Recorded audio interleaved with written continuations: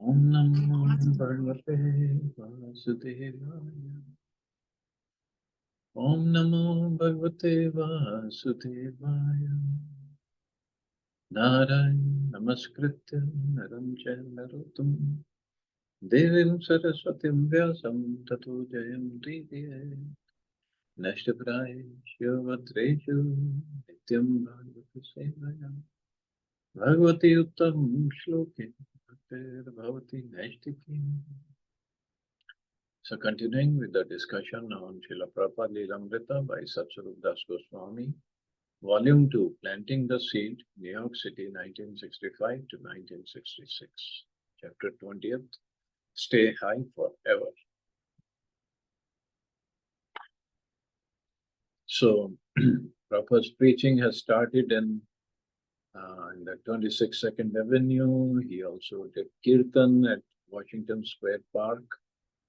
And actually now this Washington Square Park, that is, we were just talking about Rath Yatra, that is where the New York City, ISKCON New York Rath Yatra ends at Washington Square Park. So Allen Ginsberg, the known poet, he had come to meet Prabhupada. Don't you think Swamiji is a little too esoteric for New York? Allen asked. Hagrid thought, maybe, he replied. Hagrid then asked Allen to help the Swami since his visa would soon expire. He had entered the country with a visa for 2 months stay, and he had been extending his visa for 2 more months again and again. This had gone on for 1 year, but the last time he had applied for an extension, he had been refused. We need an immigration lawyer, said Hagrid. I'll donate to that, Allen assured him. The next morning, Allen Ginsberg came by with a check and another harmonium. Up in Prabhupada's apartment, he demonstrated his melody for chanting Hare Krishna, and then he and Prabhupada talked. Allen. I was a little shy with him because I didn't know where he was coming from. I had that harmonium I wanted to donate, and I had that little money. I thought it was great now that he was here to expound on the Hare Krishna mantra. That would sort of justify my singing. I knew what I was doing, but I didn't have any theological background to satisfy further inquiries. And here was someone who did. So I thought that was absolutely great. Now I could go around singing Hare Krishna, and if anybody wanted to know what it was, I could just send them to Swami Bhaktivedanta to find out. If anyone wanted to know the technical intricacies and the ultimate history, I could send them to him.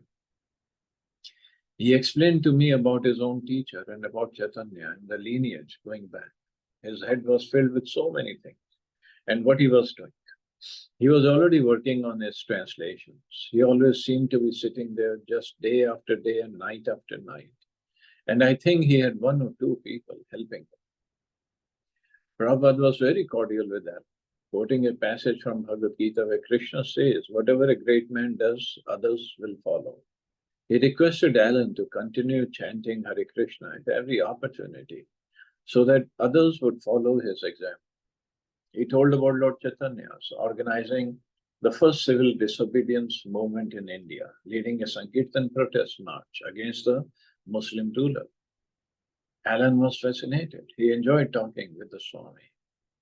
But they had their differences. When Allen expressed his admiration for a well-known Bengali holy man, Prabhupada said that the holy man was bogus. Allen was shocked. He had never before heard a Swami severely criticize another's practice. Prabhupada explained on the basis of Vedic evidence the reasoning behind his criticism, and Allen admitted that he had naively thought that all holy men were 100% holy. But now he decided that he should not simply accept a sadhu, including Prabhupada, on blind faith. He decided to see Prabhupada in a more severe, critical light. Allen. I had a very superstitious attitude of respect, which probably was an idiot sense of mentality. And so Swami Bhaktivedanta teachings was very good to make me question that. It also made me question him and not take him for granted. Allen described a divine vision he had in which William Blake had appeared to him in sound, and in which he had understood the oneness of all things. A sadhu in Vrindavan had told Alan that this meant that William Blake was his guru. But to Prabhupada, this made no sense. Alan, the main thing above and beyond all our differences was an aroma of sweetness that he had, a personal, selfless sweetness, like total devotion. And that was what always conquered me. Whatever intellectual questions or doubts I had, or even cynical views of ego. In his presence, there was a kind of personal charm coming from dedication that conquered all our conflicts. Even though I didn't agree with him, I always liked to be with him.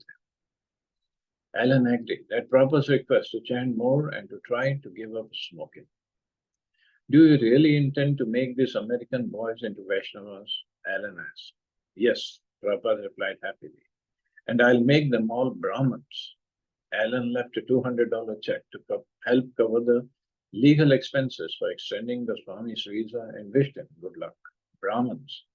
Alan didn't see how such a transformation could be possible. September 23rd, it was Radha Ashtami, the appearance day of Srimati Radharani, Lord Krishna's eternal concert. Prabhupada held his second initiation. Keith became Kirtanananda. Steve became Satsarup. So, same Satsarup Maharaj who wrote this, Prabhupada Lilamrita. Bruce became Brahmananda and Chuck became Achyutananda. It was another festive day with a fire sacrifice in Prabhupada's front room and a big feast.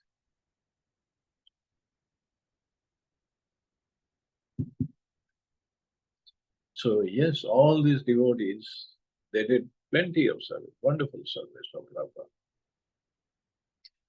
Prabhupada lived amid the drug culture in a neighborhood where the young people were almost desperately attempting to alter their consciousness, whether by drugs or by some other means, whatever was available.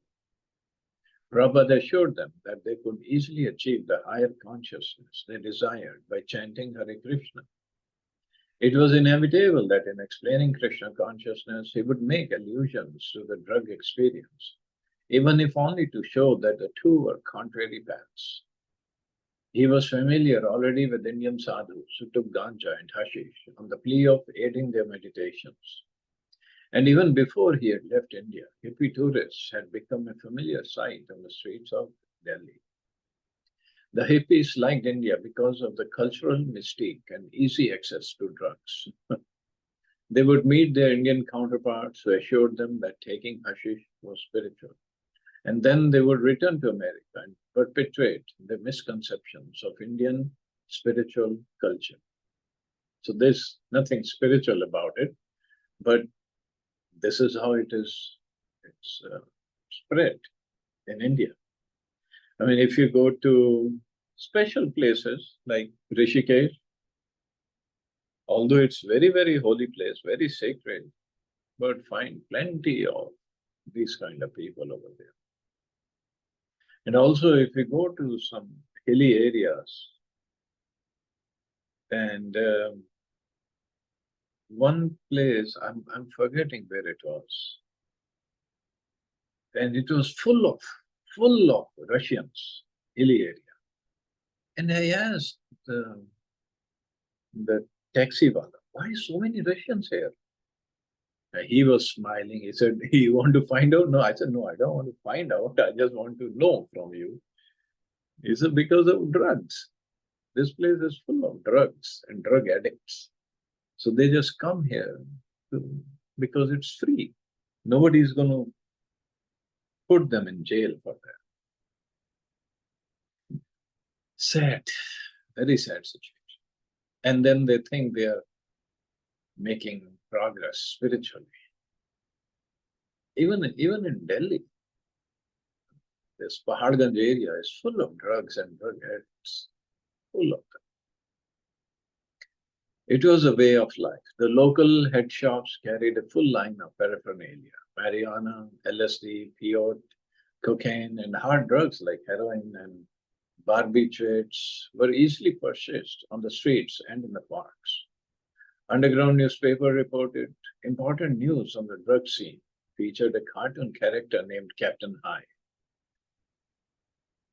and ran crossword puzzles that only a seasoned head would answer. So seasoned head means one was a drug addict. Prabhupada had to teach that Krishna consciousness was beyond the revered LSD trip. Do you think taking LSD can produce ecstasy and higher consciousness? He once asked his storefront audience.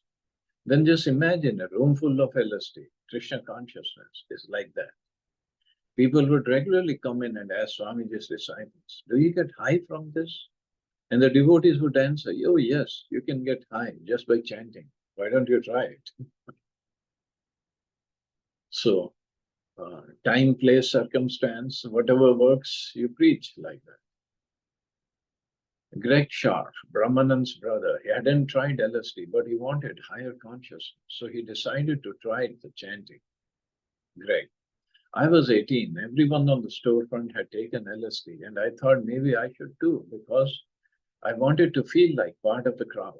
So I asked Umapati, hey Umapati, do you think I should try LSD? Because I don't know what you guys are talking about. He said, no, that Swamiji said you didn't need LSD. I never did take it, so I guess it was okay. I agree. Have you ever heard of LSD? It's a psychedelic drug that comes like a pill, and if you take it, you can get religious ecstasies. Do you think this can help my spiritual life? Prabhupada, you don't need to take anything for your spiritual life. Your spiritual life is already here. Had anyone else said such a thing, Haigreve would never have agreed with him. But because Swamiji seemed so absolutely positive, therefore there was no question of not agreeing. Satsuru. I knew Swamiji was in a state of exalted consciousness, and I was hoping that somehow he could teach the process to me. In the privacy of his room, I asked him, is there spiritual advancement that you can make from which you won't fall back? By his answer, yes. I was convinced that my own attempts to be spiritual on LSD, only to fall down later, could be replaced by a total spiritual life such as Swamiji had. I could see he was convinced, and then I was convinced. So this, people don't know, and they just get into all these kinds of addictions. They just need a right guru, right person. But chances are these kind of people, drug addicts, will only meet drug addicts who want to sell them drugs and make money. That's all. I don't know what kind of business is this. Great. LSD was like the spiritual drug of the times, and Swamiji was the only one who dared to speak against it, saying it was nonsense. I think that was the first battle he had to conquer in trying to promote his movement on the Lower East Side. Even those who came regularly to the storefront thought that LSD was good. Probably the most famous experiments with LSD in those days were by Timothy Leary and Richard Alpert, Harvard psychology instructors who studied the effects of the drug, published their findings in professional journals, and advocated the use of LSD for self-realization and fulfillment. After being fired from Harvard, Timothy Leary went on to become a national priest of LSD, and for some time ran an LSD commune in Millbrook, New York. When the members of the Millbrook commune heard about the Swamiji on Lower East Side, who led his followers in a chant that got you high, they began visiting the storefront. One night, a group of about 10 hippies from Millbrook came to Swamiji's kirtan. They all chanted, not so much in worship of Krishna as to see what kind of high that chanting would produce. And after the lecture, a Millbrook leader asked about drugs. Prabhupada replied that drugs were not necessary for spiritual life, and they could not produce spiritual consciousness, and that all drug-induced religious visions were simply hallucinations. To realize God was not so easy or cheap that one could do it just by taking a pill of smoking. Chanting Hare Krishna, he explained, was a purifying process to uncover one's pure consciousness. Taking drugs would increase the covering and bar one from self-realization. But have you ever taken LSD? The question now became a challenge. No, Prabhupada replied, I have never taken any of these things, not even cigarettes or tea. If you haven't taken it, then how can you say what it is? The Millbrookers looked around, smiling. Two or three even burst out with laughter, and they snapped their fingers, thinking the Swamiji had been checkmated. I have not taken, Prabhupada replied regally from his dais, but my disciples have taken all these things, marijuana, LSD, many times, and they have given them all up. You can hear from them. Haigrave, you can speak. And Haigrave sat up a little and spoke out in his stentorian best.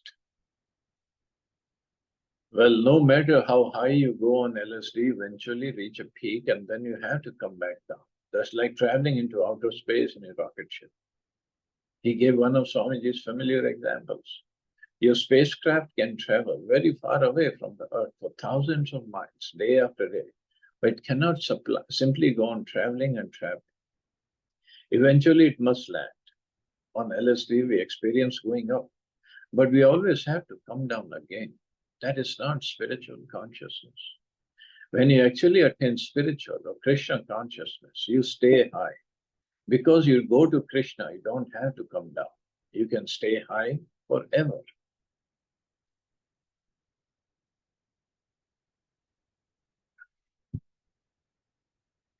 See, Prabhupada's standing on this drugs.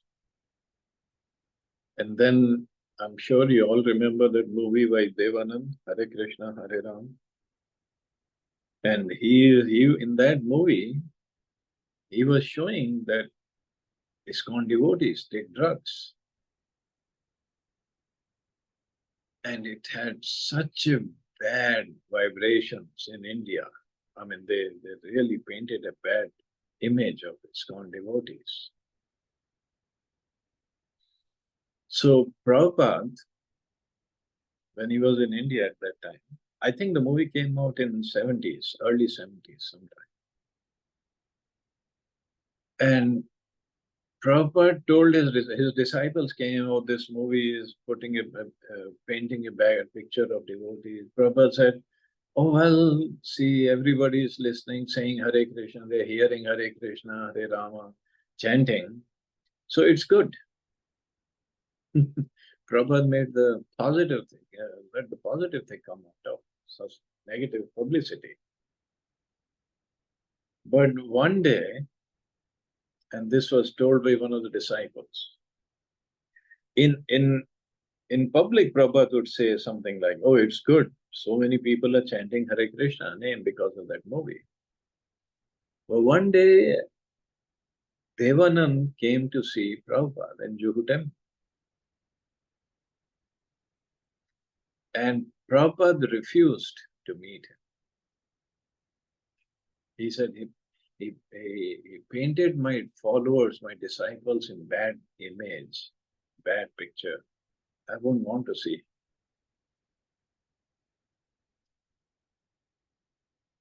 So personally, Prabhupada didn't like him, but he just had so many people chant Hare Krishna, Hare Ram. Prabhupada said, that is good. That is good. See, and here Prabhupada himself is talking against drugs, against taking drugs. And one cannot be spiritual if one is taking drugs. So, and so how could they, well, see, the movie makers, they don't show the truth. They just want to make money. That's the whole idea behind their movie making. So when he showed it in the wrong way, so Prabhupada wasn't happy. Prabhupada was sitting in his back room with Haigreve and Umapati and other disciples. The evening meeting had just ended and the visitors from Millbrook had gone. Krishna consciousness is so nice, Swamiji. Umapati spoke up. You just get higher and higher, and you don't come down. Prabhupada smiled, yes, that is right. No more coming down, Umapati said, laughing, and the others also began to laugh. Some clapped their hands, repeating, "No more coming down." The conversation inspired Haigreve and Umapati to produce a new handbill or a pamphlet. Stay high forever, no more coming down. Practice Krishna consciousness. Expand your Krishna consciousness by vibrating the transcendental sound vibration. Hare Krishna, Krishna Krishna, Hare Hare, Hare Ram, Ram Ram, Hare Hare. The leaflet went on to extol Krishna consciousness over any other high. It included phrases like, "and all bring downs," and "turn up," and it spoke against employing artificially induced methods of self-realization and expanded consciousness. Someone objected to the flyers playing too much of the hippie mentality, but Prabhupada said it was all right. Greg. When these drug people on the Lower East Side came and talked to Swamiji, he was so patient with them. He was speaking on a philosophy which they had never heard before. When someone takes LSD, they are really into themselves and they don't hear properly when someone talks to them. So Swamiji would make particular points and they wouldn't understand him. So he would have to make the same point again. He was very patient with these people, but he would not give in to the claim that LSD was a bona fide spiritual aid to self-realization.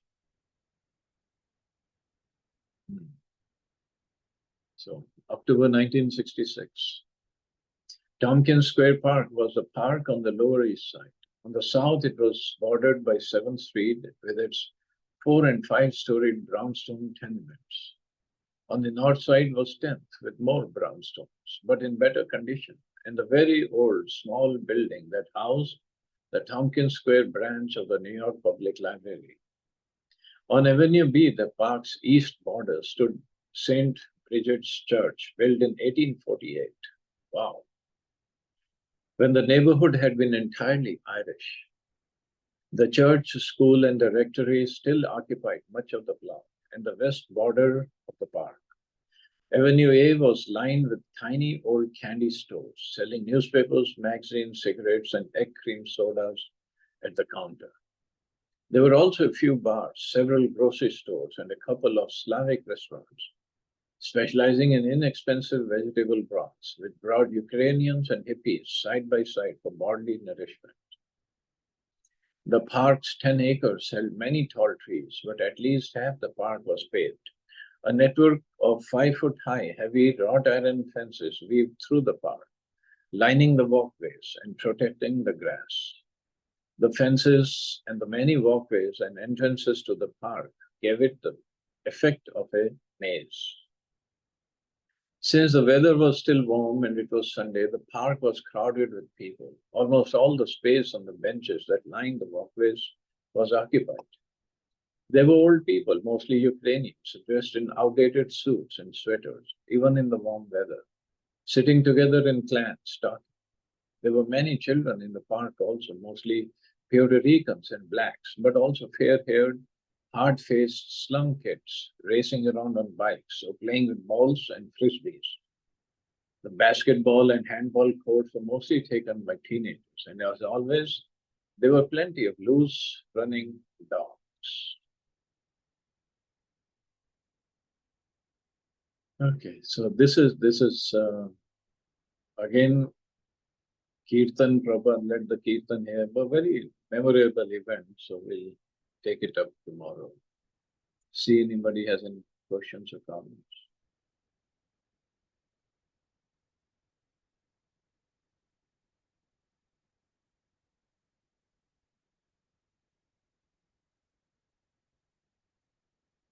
Hare Krishna, Prabhuji, please accept my humble obeisance. Prabhuji, here it was mentioned, or I don't know if I understood it wrong, that during the second initiation, their name was changed, or during the first initiation?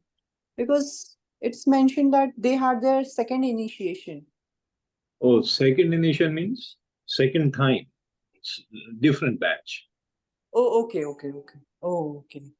The names were changed first time, but now the second batch. Oh, okay. I was like, okay. Chalo, you all have safe and wonderful day. Take it. Jai Srila Prabhupada. Hare Krishna. Thank you. Jai Srila Hare Prabhupada. Krishna.